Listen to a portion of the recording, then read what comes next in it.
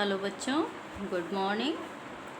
आज हम इतिहास में अध्याय 5 के अंतर्गत यात्रियों के नज़रिए समाज के बारे में उनकी समझ नामक टॉपिक पर प्रकाश डालेंगे। तो बच्चों, जैसा कि हम सभी जानते हैं कि भारत का मध्यकालीन भारत का अन्य देशों से संपर्क स्थापित होने के पश्चात अनेक विदेशी यात्रियों का भारत में आगमन हुआ।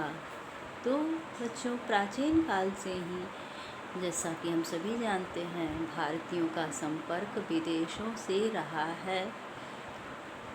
हड़प्पा कालीन समाज से ही भारत का व्यापार मध्य एशिया से होता था और आदान प्रदान, सांस्कृतिक आदान प्रदान, आर्थिक आदान प्रदान के साथ साथ सांस्कृतिक आदान प्रदान भी होता था। किंतु इस अध्याय के अंतर्गत केवल मध्यकालीन भारत का वर्णन है, इसलिए हम मध्यकालीन यात्रियों के नज़रिए के बारे में कि उनका नज़रिया भारतीय समाज के विषय में क्या था, यहाँ की संस्कृति के विषय में क्या था, उस पर प्रकाश डालेंगे, यानी कि उसके विषय में पढ़ेंगे। तो मध्यकालीन भारत का अन्य देशों से संपर्क स्थापित होने के पश्चात अनेक विदेशी यात्रियों का भारत में आगमन हुआ। जब मध्यकाल में विभिन्न आक्रमणकारियों द्वारा भारत पर आक्रमण किया गया, तो उनके साथ आक्रमणकारियों के साथ जो है वो विदेशी यात्री भी भारत आए, लेखक भी भारत आए और उन्होंने आँखों देखा हाल अपनी रचनाओं में किया, अपने यात्रा वृत्तांत में लिखा। तो उनके नज़रिए से भारत के समाज कैसे थे, समाज, धर्म, संस्कृति और सभी पक्षों पर इन यात्रियों ने अपने नज़रिए से प्रकाश डाला है। तो बच्चों, विदेशी यात्रियों का जो भारत में आगमन हुआ, जिन्होंने भारत के कई क्षेत्रों का व्यापक रूप से भ्रमण किया और उन पर अनेक यात्रा वृत्तांत लिखे हैं। तब जो विदेशी यात्री भारत आते थे वो क्या करते थे कि भारत विषयक वर्णन करते थे और अपने नज़रिए से भारत के विषय में लिखते थे। ऐसे ही वृत्तांतों में है अल-बरूनी का वृत्तांत, इब्न बतूता का, बहुत सारे लोग हैं। तो बच्चों, यात्रा वृत्तांतों की विषय वस्तु जो होती थी इनकी भिन्न भिन्न है, मतलब एक जैसी विषय वस्तु नहीं है। और भारतीय उपमहाद्वीप के मध्यकाल में आए 3 महत्वपूर्ण तीर्थयात्री कौन कौन से थे? अल-बरूनी थे, जो कि 11वीं शताब्दी में कौन था?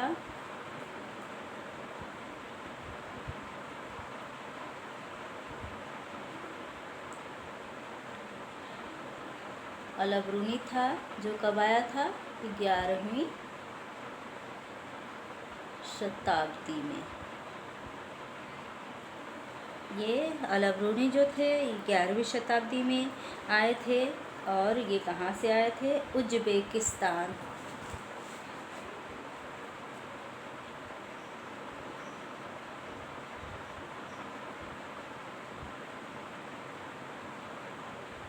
उज्बेकिस्तान।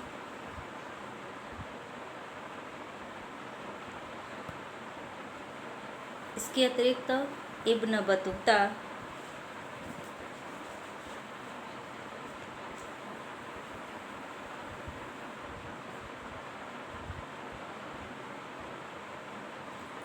इब्न बतूता जो थे वो 14वीं शताब्दी में।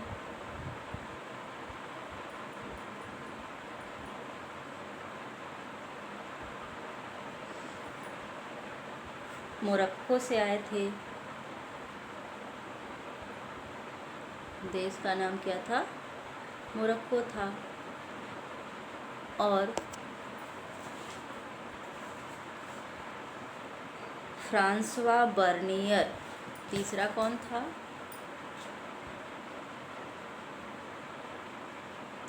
Francois Bernier. ये जो यात्री थे जो कि 17वीं शताब्दी में फ्रांस से आए थे, जैसा कि नाम से ही पता चल रहा है, 17वीं शताब्दी।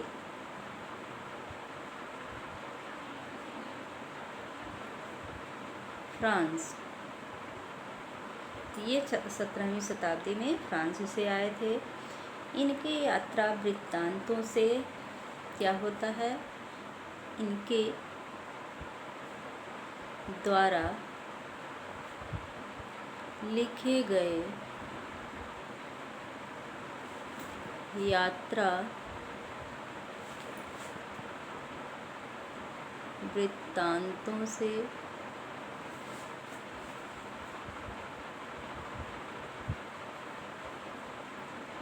तत्कालीन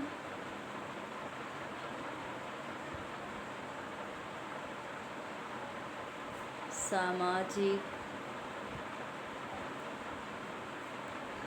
आर्थिक, राजनीतिक जीवन की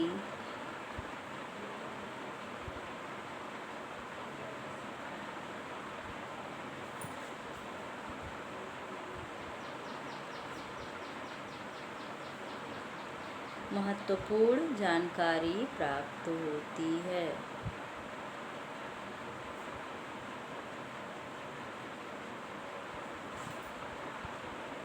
मिलती है या प्राप्त होती है। तो बच्चों, जैसा कि अभी हमने बताया कि मध्यकाल में बहुत सारे विदेशी यात्री भारत में आए, क्योंकि भारत में विभिन्न आक्रमणकारी आए थे। कुछ तो उनके साथ आए थे, कुछ यात्रा करने के लिए यानी भारत का भ्रमण करने के लिए आए थे। तो उनमें सबसे पहला, सबसे प्रसिद्ध कौन था?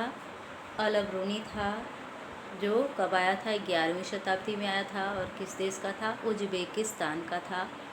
इसके बाद इब्न बतूता आया। कब आया? 14वीं शताब्दी में।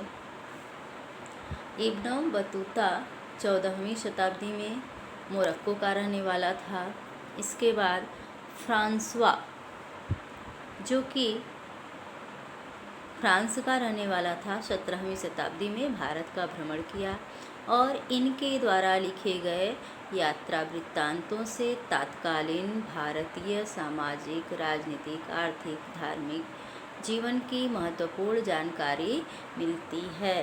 तो सबसे पहले हम अल-बरूनी पर प्रकाश डाल रहे हैं।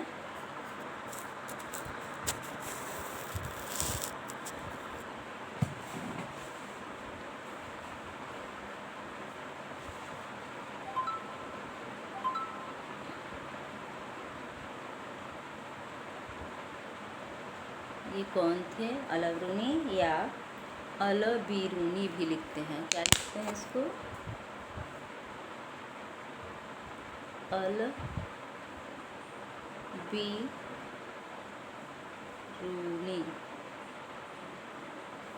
तो अल-बरूनी या अल-बरूनी नाम था इनका।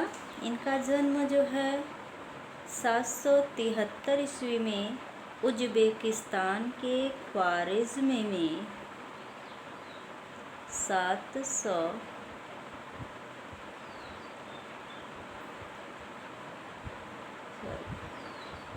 973 ईस्वी में उज़्बेकिस्तान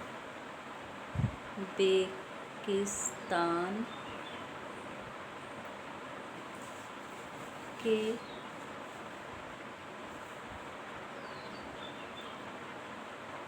ख्वारिज़्म में महमूद गजनवी ख्वारिज़्म विजय के पश्चात जो है ख्वारिज़्म में हुआ था।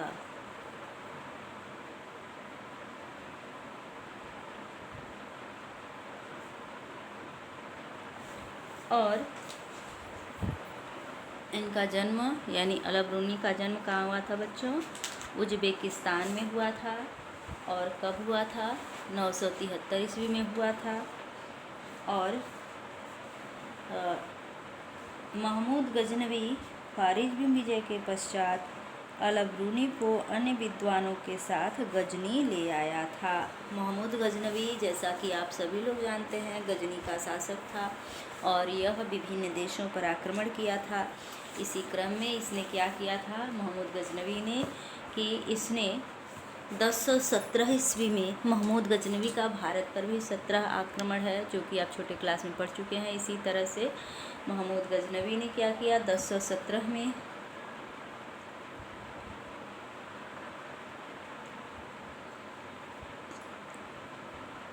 महमूद गजनवी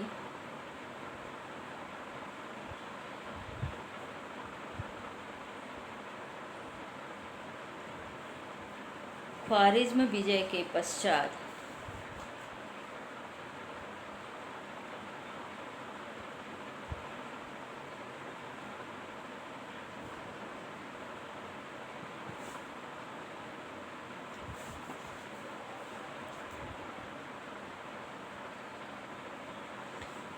अल-बरूनी को अन्य विद्वानों के साथ,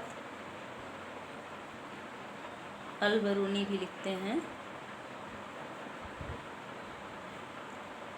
अन्य विद्वानों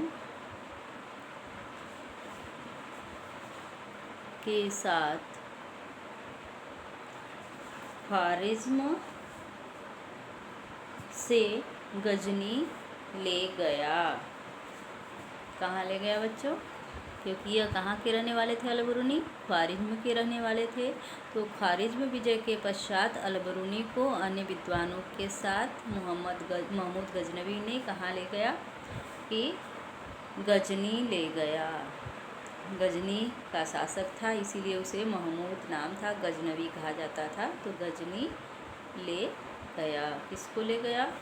अल-बरूनी को। कौन ले गया? महमूद गजनवी। और कब ले गया? 1017 ईस्वी में। क्यों ले गया? क्योंकि इसने ख्वारिज़्म विजय किया। तो पहले क्या होता था? विजय के पश्चात शासक जहाँ जिस भी राज्य पर विजय प्राप्त करते थे, वहाँ के विद्वानों को भी अपने साथ उठा ले जाया करते थे। वस्तुओं के तरह विद्वान का भी आदान प्रदान करते थे। तो इसलिए क्या किया महमूद गजनवी? अल-बरूनी को भी अपने साथ गजनी ले आया। और अल-बरूनी फारसी, हिब्रू, संस्कृत तथा सीरियाई, अल-बरूनी क्या था? अनेक भाषाओं का ज्ञाता था।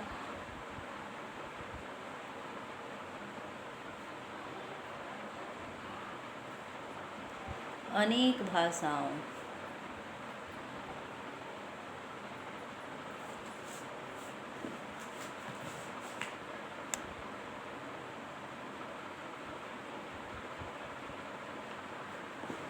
जैसे कौन कौन सी भाषाएं? फारसी, हिब्रू, ये भाषाओं के नाम हैं। हिब्रू, संस्कृत तथा सीरियाई।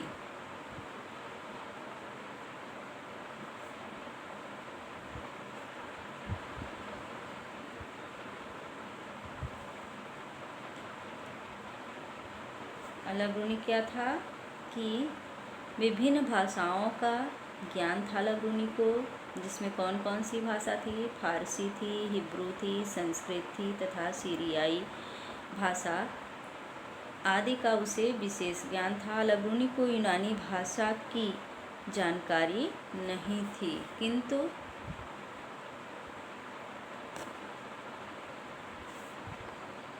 यूनानी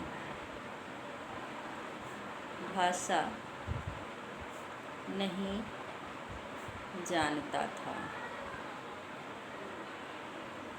तो अल-बरूनी को किस भाषा की जानकारी नहीं थी?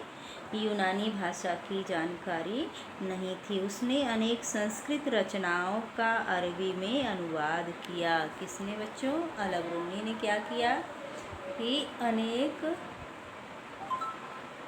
संस्कृत ग्रंथों का अरबी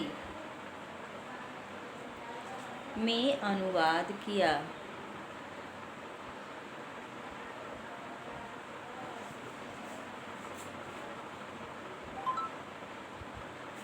किसने किया? अल-बरूनी ने अनेक संस्कृत ग्रंथों का क्या किया कि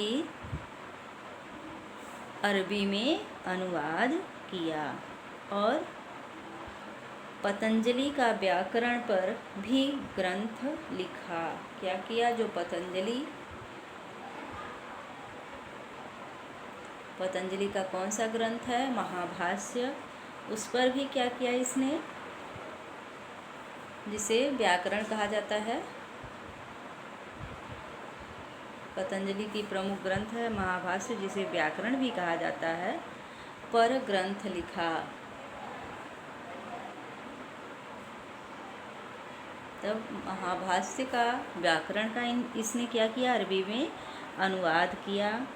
और अल-बरूनी ने अपने ब्राह्मण मित्रों के लिए यूक्लिड, एक यूनानी गणितज्ञ के कार्यों का संस्कृत में अनुवाद किया। और इसने क्या किया कि यूनानी गणितज्ञ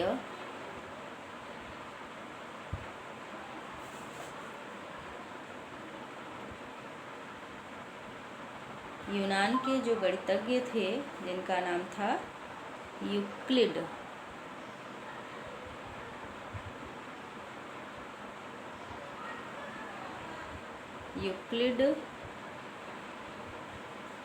के कार्यों का संस्कृत में अनुवाद किया।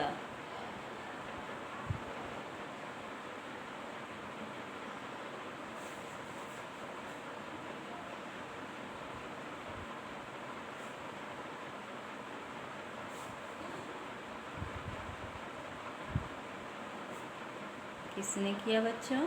अल-बरूनी ने किया, क्योंकि यूनानी गणितज्ञ जो थे यूक्लिड, उन्होंने गणित पर विभिन्न सूत्र लिखे थे, जिसका कि इसने उस समय भारत की आम बोलचाल की भाषा क्या हुआ करती थी? संस्कृत हुआ करती थी। तो यूक्लिड के जो कि यूनानी भाषा में गणित के सूत्र लिखे हुए थे यूक्लिड ने, उसका इसने संस्कृत में अनुवाद किया। यानी कि संस्कृत में यूक्लिड के गणित के सूत्रों का अनुवाद करके ब्राह्मण लोगों के पढ़ने के लिए मार्ग प्रशस्त किया, क्योंकि अल-बरूनी के बहुत सारे मित्र जो थे वो ब्राह्मण भी थे, इसलिए इसने ब्राह्मणों की सहायता के लिए ऐसा किया था।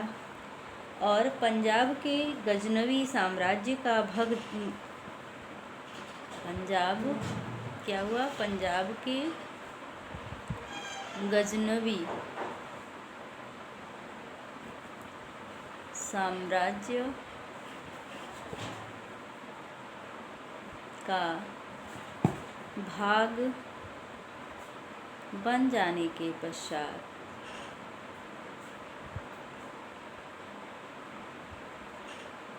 महमूद गजनवी का पहला आक्रमण जो था वो सीमांत प्रांतों पर ही था। जैसा कि आपने छोटे क्लास में पढ़ा होगा कि 1000 से लेकर के 1027 के बीच में गजनवी ने भारत पर 17 आक्रमण किए थे।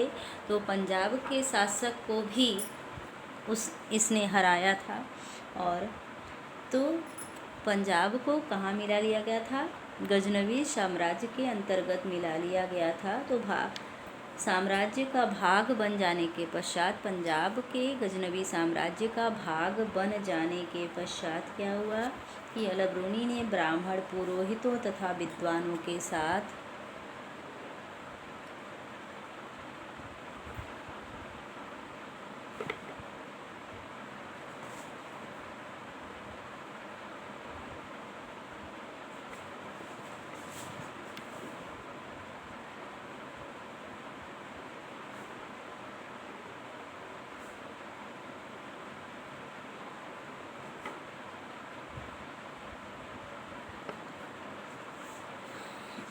संस्कृत दर्शन तथा धर्म का ज्ञान प्राप्त किया।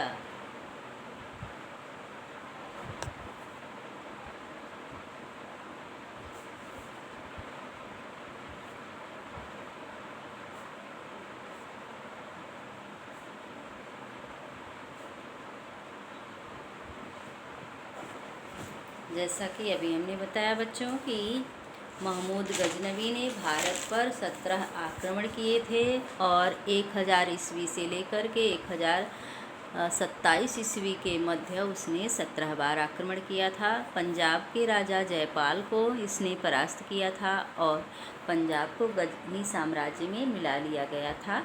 तो गजनी साम्राज्य का अंग बन जाने के पश्चात जब पंजाब गजनी साम्राज्य में मिला लिया गया तो अल बरूनी ने क्या किया कि वहाँ के ब्राह्मण और पुरोहित मित्रों के साथ संस्कृत दर्शन तथा धर्म का ज्ञान प्राप्त किया। अल बरूनी की पंजाब तथा उत्तर भारत के अनेक क्षेत्रों की यात्रा की जानकारी मिलती है।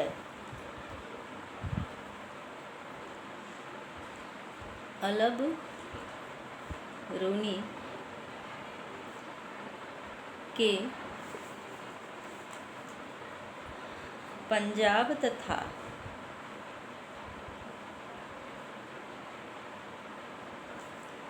उत्तर भारत के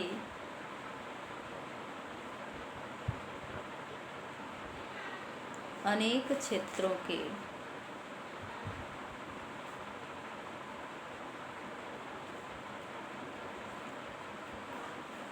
यात्रा की जानकारी मिलती है।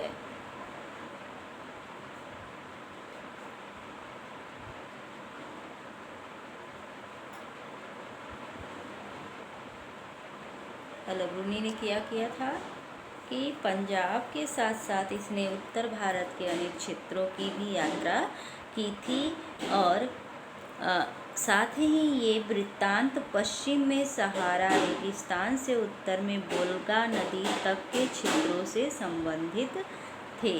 यानी कि इसने जो लिखा है अपना ग्रंथ उसमें वर्णन कहाँ कहाँ का है?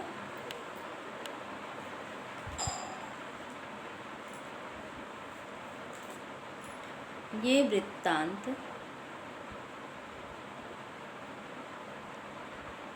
यानी कि यात्रा विवरण जो उसने लिखा है जिसे वृत्तांत कहा जाता है, कहाँ से कहाँ तक है बच्चों? सहारा रेगिस्तान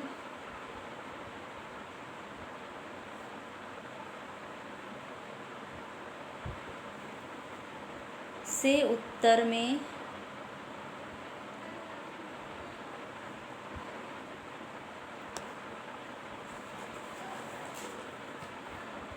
वोल्गा नदी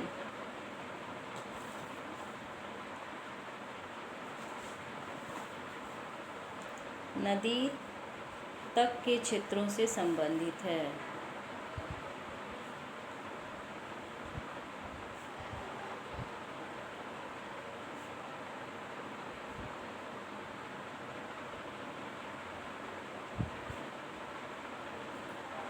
तो बच्चों अल बरूनी का वृत्तांत कहाँ कहाँ से संबंधित है? सहारा रेगिस्तान से उत्तर में वोल्गा नदी तक के क्षेत्रों से संबंधित है। अल बरूनी का यात्रा वृत्तांत किस नाम से उसने लिखा है अल बरूनी?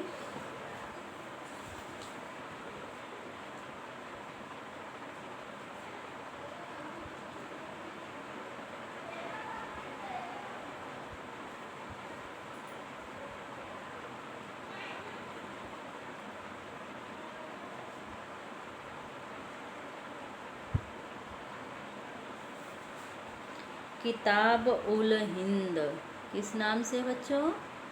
किताब उल हिंद के नाम से अल बरूनी ने अपना यात्रा वृत्तांत लिखा है। क्या नाम है अल बरूनी की यात्रा वृत्तांत का? किताब उल हिंद। किताब उल हिंद की रचना अल बरूनी द्वारा अरबी भाषा में की गई है। भाषा क्या है इसकी? इस ग्रंथ की भाषा क्या है? अरबी है। तो किताब उल हिंद की रचना अल बरूनी द्वारा अरबी भाषा में की गई है क्योंकि अल बरूनी की मुख्य भाषा जो थी क्या थी? अरबी थी। वैसे तो वह विभिन्न भाषाओं का ज्ञाता था किंतु अरबी भाषा जो थी उसकी मुख्य भाषा थी और इसीलिए उसने अधिकांश ग्रंथों की रचना अरबी में ही की है। और इस किताब की भाषा बहुत सरल थी। और भाषा का अगली विशेषता क्या है कि भाषा सरल है। क्लिष्ट भाषा का प्रयोग इसने अरबी के क्लिष्ट शब्दों का प्रयोग नहीं किया है, बल्कि क्या है, सरल भाषा का प्रयोग किया है। इस किताब को 80 अध्यायों में विभाजित किया गया। कितने अध्याय हैं इसमें? 80 अध्याय हैं। किसके? किताब उल हिंद में कितने अध्याय हैं? 80 अध्याय हैं, जिसमें धर्म दर्शन, जिसमें वर्णन किसका है?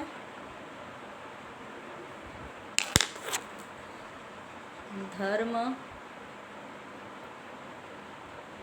दर्शन, त्योहार, खगोल,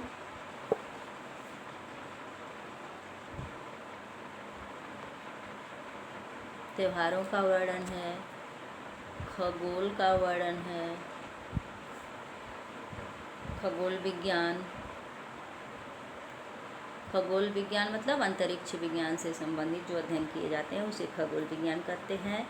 रीति रिवाज व प्रथाएं, कौन कौन सी रीतियाँ उस समय चलती थी, कौन सा रिवाज प्रचलित था, कौन सी प्रथाएं प्रचलित थी, इन सब का वर्णन किस ग्रंथ में किया गया बच्चों? किताब उल हिंद में किया गया है। सामाजिक जीवन,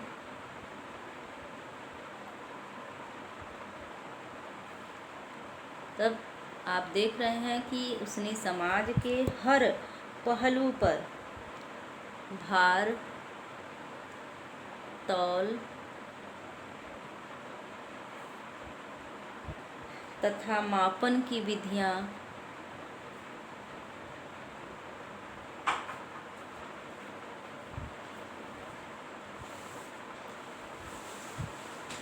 तो ये सब देखने से पता चल रहा है कि उसने समाज के, धर्म के, राजनीति के हर पहलू पर प्रकाश डाला है।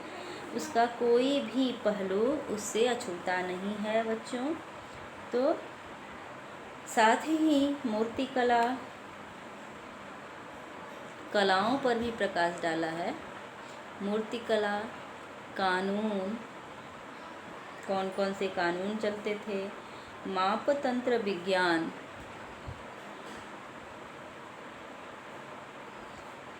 एवं विज्ञान। तो आप देख रहे हैं कि कोई भी पहलू अछूता नहीं है। आदि विषयों से संबंधित उसने क्या की हैं? रचनाएं की हैं।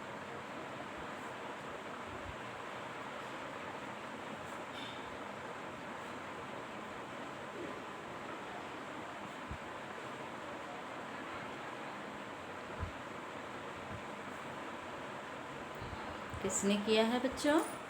अल-बरूनी ने किया है।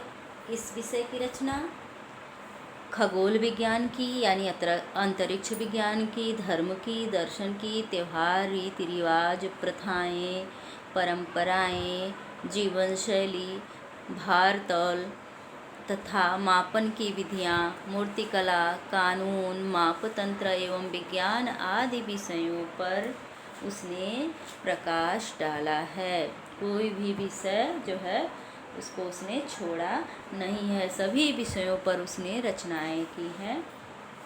और किताबुल हिंद पुस्तक को लेखन शैली निम्नलिखित प्रकार की है। अब क्या है लेखन शैली? क्या है किताबुल हिंद की? लेखन शैली किसकी? किताबुल हिंद की लेखन शैली पर अब हम प्रकाश डाल रहे हैं। तो इसमें पुस्तक की लेखन शैली निम्नलिखित प्रकार की है।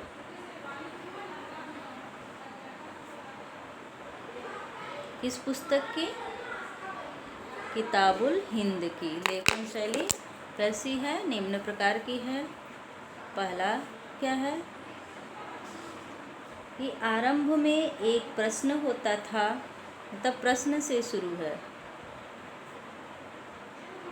प्रश्न से प्रारंभ।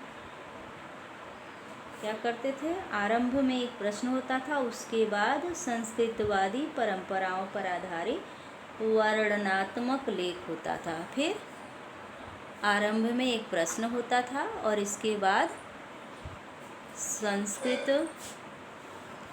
ग्रंथों के नियमानुसार वर्णनात्मक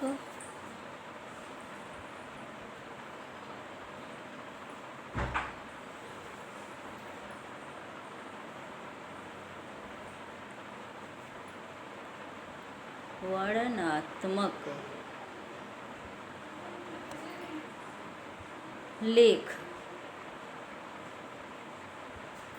तो शुरुआत कैसे होती थी? एक प्रश्न से होता था और बाद में जैसा कि संस्कृत ग्रंथों में होता है कि वर्णनात्मक अध्ययन होता है, वर्णनात्मक लेख लिखा जाता है, तो लास्ट किससे होता था? वर्णनात्मक लेख के द्वारा होता था। फिर दूसरी विशेषता क्या है? ये हो गई पहली और दूसरी। अंत में अन्य संस्कृतियों के साथ तुलनात्मक लेख होता था। क्या होता था? अन्य संस्कृतियों के साथ तुलनात्मक लेख।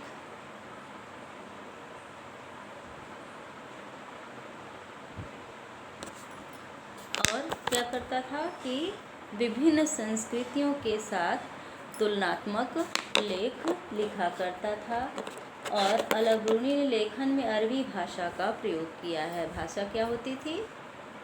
जैसा कि ऊपर भी बता चुके हैं, भाषा लेखन की अरबी। तो वह लेखन में किस भाषा का प्रयोग किया है? अरबी भाषा का प्रयोग किया है। विद्वानों का तर्क है कि अलबरूनी की गणित में अत्यधिक रुचि थी, इसीलिए इसी कारण से उसकी पुस्तक जो लगभग ज्यामितीय संरचना है बहुत ही स्पष्ट बनी हुई है। संभवतः अलबरूनी ने अपनी कृतियाँ उपमहाद्वीप के समीपवर्ती क्षेत्रों के निवासियों के लिए ही लिखी है। तो अलबरूनी किस विषय में रुचि रखता था? गणित में।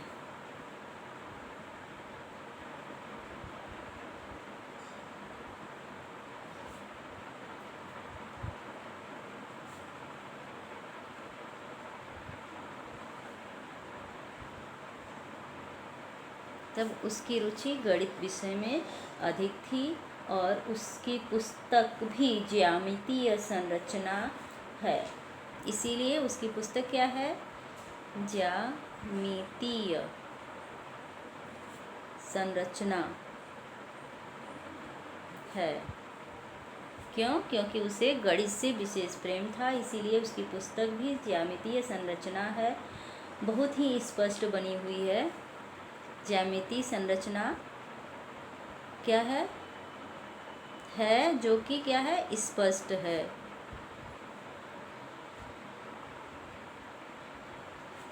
और साथ ही क्या है कि अलबरूनी ने अपनी कृतियाँ उपमहाद्वीप के समीपवर्ती क्षेत्रों के निवासियों के लिए लिखी थी। किसके लिए?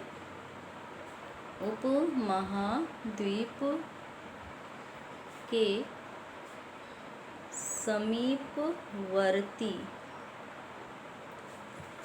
निवासियों क्षेत्रों के निवासियों के लिए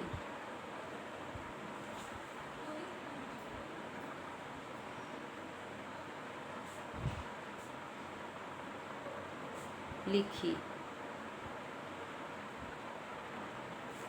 क्योंकि उसका क्षेत्रों के निवासियों से विशेष लगाव था, इसलिए उसने अपनी रचनाएं उपमहाद्वीप के क्षेत्रों के निवासियों के लिए लिखी हैं। अब अलबरूनी द्वारा सामाजिक चित्रण। अलबरूनी ने तत्कालीन समाज के विषय में क्या लिखा है, अब हम उस पर प्रकाश डाल रहे हैं।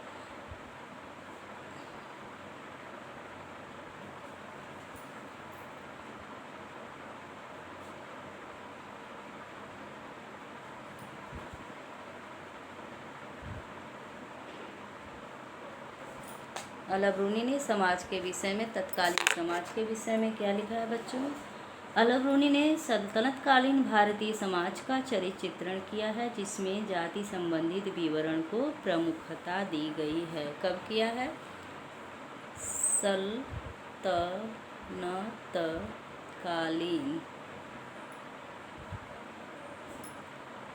समाज की जाति व्यवस्था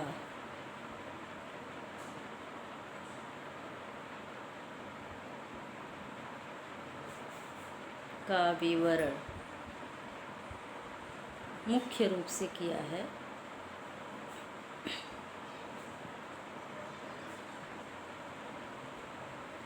किसने किया बच्चों? अलबरूनी द्वारा सल्तनतकालीन समाज पर विशेष रूप से प्रकाश डाला गया है।